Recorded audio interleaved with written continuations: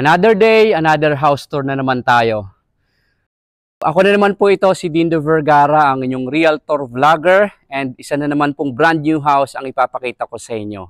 Yung bahay, ito sa ating likuran, yan po is brand new and available na sa market.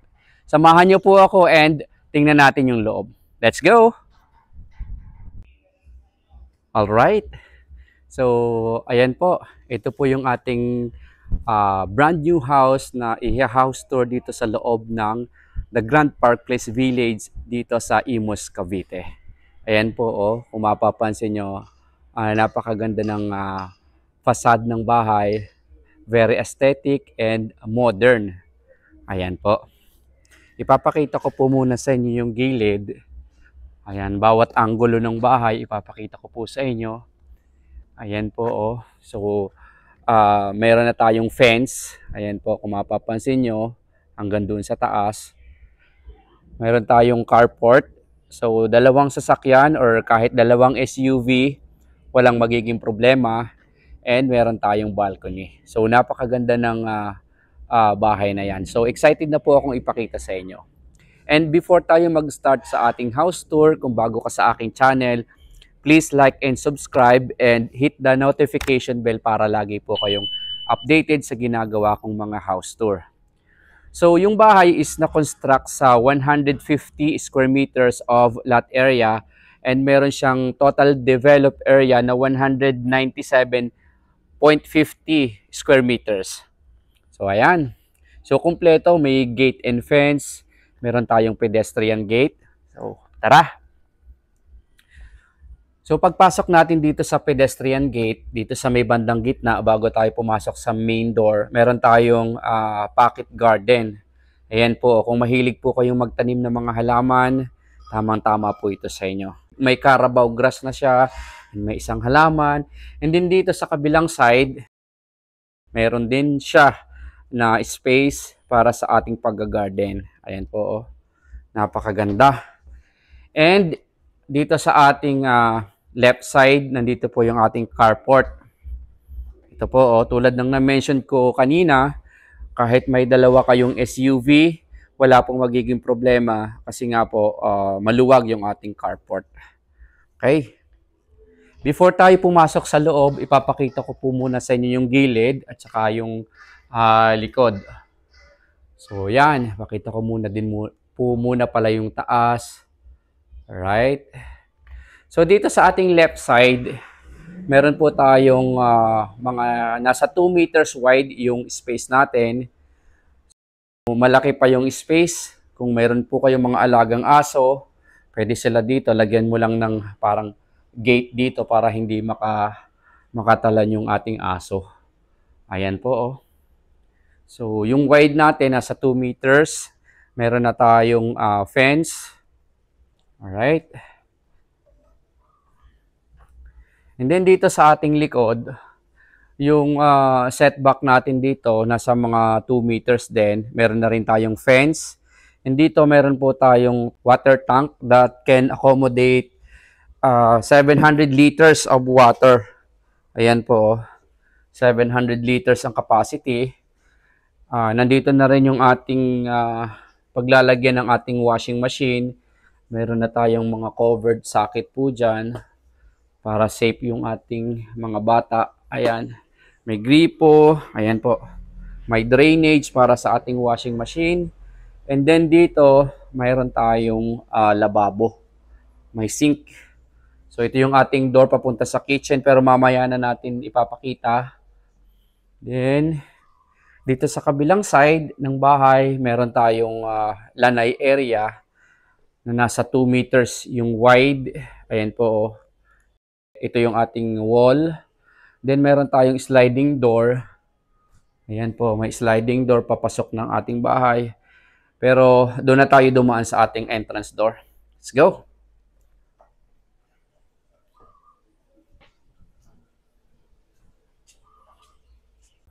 Alright. So, nandito tayo sa carport. Ito yung ating entrance door. Ayan. Gusto ko lahat ipakita sa inyo. Ayan po. Yan. Ito yung ating entrance door. Solid wood. ang ginamit. And then, yung ating handrails, ayan po, stainless steel. Meron tayong, ano to, yung lock po dito, ayan, may pin code. And then, yung ating traditional na disusi. Ayan. So, pagpasok natin dito sa ating main door, ito yung ating receiving area. Ayan po. Spacious yung ating receiving area kahit po maglagay tayo ng mga malalaking sofa. Yan. And center table para sa ating receiving area. Walang magiging problema kasi spacious naman po siya. Alright?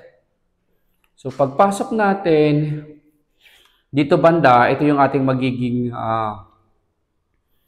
dining table or dining area. So, pwede natin ilagay dito yung ating dining table, katapat nitong ating sliding door, papunta doon sa lanay. Alright? So, ito po siya. Spacious. Walang magiging problema kahit malaki yung table natin. Alright? And then, ito yung ating kusina. Ayan po. So, very elegant yung ating kusina. Meron na tayong cabinet sa baba. And then, meron din sa taas. Ayan po. And then, ito yung provision para sa ating microwave oven. Ayan po. And then, ito yung ating space or provision para sa ating gas range. Ayan. Ang maganda, itong ating cabinet dito, very elegant. Wala na yung handle. So, ang pinaka-handle na niya is ganito, aluminum. Ayan po, aluminum yung handle niya. So, hindi na siya visible. Napakalinis tingnan. Ayan po. And pwede pa tayong maglagay sa taas. Alright? So, ito yung ating sink. Double sink. And hindi na siya yung stainless. Ayan po. Iba na yung materials na ginamit dito. Ayan, napakatibay. Para siyang makapal na. Hindi naman siya plastic. Pero napakakapal niya. And then ito yung ating faucet. Meron tayong bintana. So, pag nagliligpit ka ng plato, medyo presko. Buksan mo lang yung bintana. Alright, ito yung ating door papunta doon sa likod ng bahay. Dito tayo galing kanina. Alright? So ito yung view pag nandito ka sa may kitchen. Ayan po. And maganda, meron tayong pull-out cabinet. Ayan po. Para sa ating mga groceries. Ayan, mga pinamili. So pwedeng-pwede. Alright? And then dito sa ground floor, meron po tayong 1 bedroom. Ayan po. So kung meron po kayong mga senior citizen na kasama sa bahay na nahihirapan ng umakyat doon sa second floor, pwedeng-pwede po ito. Kasi meron na rin siyang hanging cabinet. Ayan po. So kung wala naman po kayong kasama na senior citizen, pwede po sa mga helper or sa ating mga guest. Ayan. Yung ano po dito, yung toilet and bath, ano po siya, Jack and Jill. So, pag nandito ka sa room, pwede mong gamitin yung pinto na to. Papasok dito sa toilet and bath. Ayan po. Ito yung ating shower area. Ayan. So, tagos ka dito sa kabilang side, sa ilalim ng hagdan. Ayan, Jack and Jill. So, dalawa yung pinto. Ayan po, tagos. Alright. Okay. So, ito yung ating stairs going up. Ayan po, kung mapapansin nyo. Very elegant. And yung ating ilalim ng stairs, is spacious pa rin siya. Tulad yan, nilagyan ng pang-display. So, ito pwede mo rin gawing cabinet. Yung lagayan ng sapatos. Yung mga bagay na hindi natin masyado ginagamit. Pwede nating i-store dyan. Lagyan natin ng parang cabinet po dito. Ayan po, cabinet. Alright. So, let's proceed sa second floor. Alright. So, yung ating stairs, solid wood. So, ito ay cement, yung ating stairs. Then, pinatungan ng wood, ng solid. Ayan po, semento, then wood. Right? And yung ating handrails is steel siya na may color black. Then, ito kahoy. Yung ating handrail. Okay, napaka-elegant ng ating stairs. May plastic pa. Alright. I hope nag-i-enjoy po kayo sa ating ginagawang house tour. And then dito sa ating second floor, mayroon po tayong 3 bedrooms. So total of 4 bedrooms. Ayan, pakita ko sa inyo muna yung ating stairs. Ayan po. Alright, may dalawang bintana. Ayan, and then yung isa. So yung isa, fixed window. And then ito, nabubuksan. Napakaganda ng ventilation. Pasok na pasok yung natural light mula doon sa labas. And then ito, pwedeng naka-open para pumasok naman yung hangin. So ito, dito tayo sa second bedroom. So yung una, bedroom number 1, nandoon sa ground. Ito yung ating second bedroom dito sa second floor. Ayan po, meron na siyang cabinet and may vanity area. May vanity mirror. Then, may isang bintana. Andun po yung provision for AC. Ayan. And then, ito po yung ating toilet and bath. Very elegant. Ayan po. Complete fixtures. Ayan. Pakita ko sa inyo. Ayan po. Napakagaganda ng mga toilet fixtures na ginamit. Ayan po. Mayroong shower. Rain shower. Ayan. Ang ganda rin ng tiles. And then ito, Jack and Jill din siya. So sa bedroom 2 and bedroom 3, share po sila ng toilet and bath. So ito po siya. Alright. Yan, ito. So nandito tayo sa toilet and bath. Then itong ating bedroom number 3. Ayan. So same din, bedroom number 2, meron siyang cabinet. Ayan. So ang height ng ating cabinet, mula doon sa sahig hanggang doon sa kisame. So, marami kayong pwedeng mailagay ng mga damit. And then, meron din siyang vanity area na may mirror na. Alright. And then, ito yung ating master bedroom. So, ito, pag akyat mo dito sa stairs, ayan, pakita ko lang ulit sa inyo. Ito po yung ating stairs. Ayan. Okay. Then, ito yung ating master bedroom. So, let's proceed. Alright. So, ito yung may pinto po dito. And then, pagpasok, nandito yung ating master toilet and bath. Ayan po. Very spacious yung ating master toilet and bath. Parang isang room na din po. Meron tayong bathtub, may shower enclosure, may toilet bowl. Ayan, meron tayong sink or lavatory, may mirror. Kumpleto na po. And then, ang ganda ng tiles. Lapitan natin. Ayan o, may tiles din dito sa loob ng shower area. So, masarap maligo dito. Ayan. Okay. And then, ito na yung ating pinaka-room. Ayan. So, very spacious yung ating room. Ayan po o. Alright.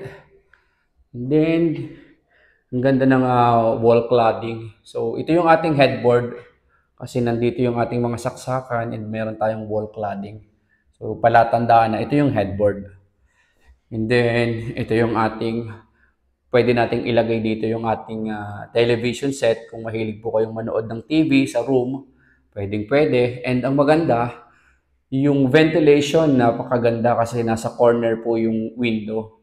So, dito, ito na-open siya with screen and then ito fixed window po siya. Ayan. And then, papakita ko din po sa inyo yung cabinet. Napakalaki ng ating cabinet. Kung marami po kayong mga damit, tamang-tama. Ayan po. Alright. And yung vanity area, yung vanity mirror, malaki compared doon sa ibang room. Ayan po. Okay. Then itong sliding door, yan po yung papunta sa ating balcony. Ayan po. Okay. So yan po, ito po yung ating balcony. Kung mapapansin nyo, medyo pahaba yung ating balcony. Pwede ka pa rin makapag-set up ng maliit na table. Kung gusto mong magkape tuwing umaga or tuwing gabi. Ayan. Ayan. Mula dito sa balcony, makikita mo yung gilid ng ating bahay. Alright. Pakita ko nga sa inyo. Ayan po, oh. Napakaganda. Ayan po. Right. So, ito yung view ng ating master bedroom. I hope nag-i-enjoy po kayo sa ating ginagawang house tour. Ayan po. Whew. Alright. I hope nag-enjoy po kayo sa ating ginawang house tour dito sa brand new house sa The Grand Park Place, Imus, Cavite. So sa ngayon, yung presyo ng bahay na to is 11.4 million pesos plus registration expenses. Ayan. So lahat po ng mga details ng bahay at saka yung mga information na hindi ko na-mention, ilalagay ko na lang po sa description box ng ating YouTube channel. And kung meron po kayong mga katanungan na kailangan ng agarang answer or sagot, nandyan po yung aking telephone number. Feel free to contact me. And sa lahat ng ating mga kababayan na OFW na gustong bilhin, gustong mag-avail ng bahay, kahit hindi po dito sa The Grand Park Place, nandyan po yung aking telephone number. Meron siyang Viber and WhatsApp. Feel free to contact me and I'll be more than happy to help. Hanggang dito na lang po muna. Thank you for watching and see you in my next video.